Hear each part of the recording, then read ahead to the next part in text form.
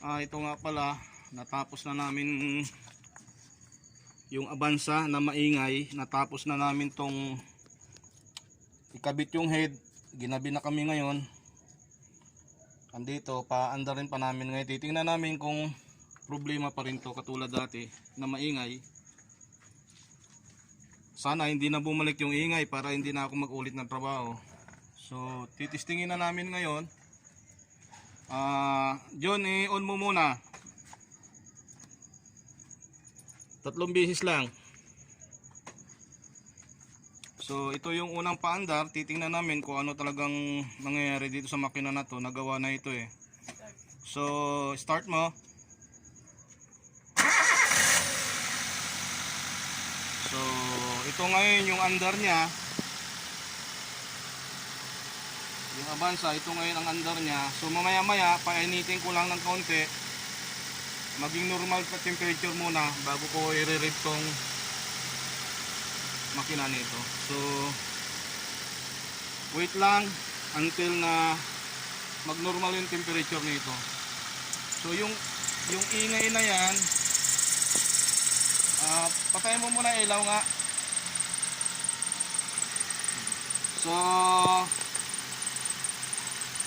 i-adjust ko muna yung belt nito sandali. Start mo ulit. Ayan, itutok mo lang dyan sandali. Huwag ka malikot, tutok mo lang. Pakinggan lang yung under dito.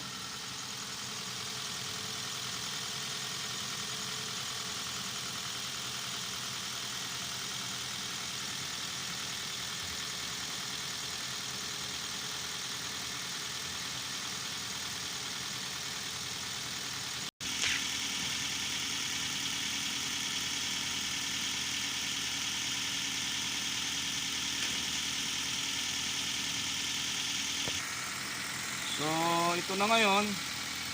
I-try ko na i-rev kung mag-iingay pa rin tong makinang to. Di bale, ayaw mo lang yan. Kabit mo yung ano.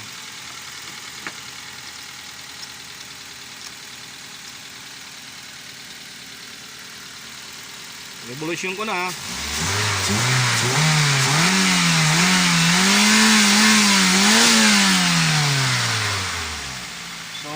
Okay na tong makina na to, bumalik na sa dating andar, wala nang ingay. Shout out sa mga taga Makrata boys, solve na naman problema natin.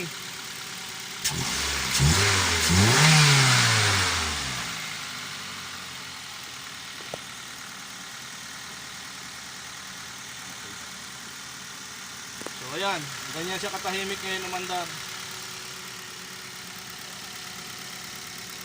Yan.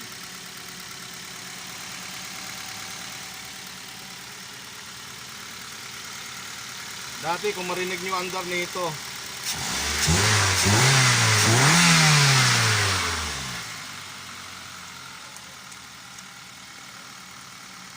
Thank you at na-solve na problema nito Avanza na to.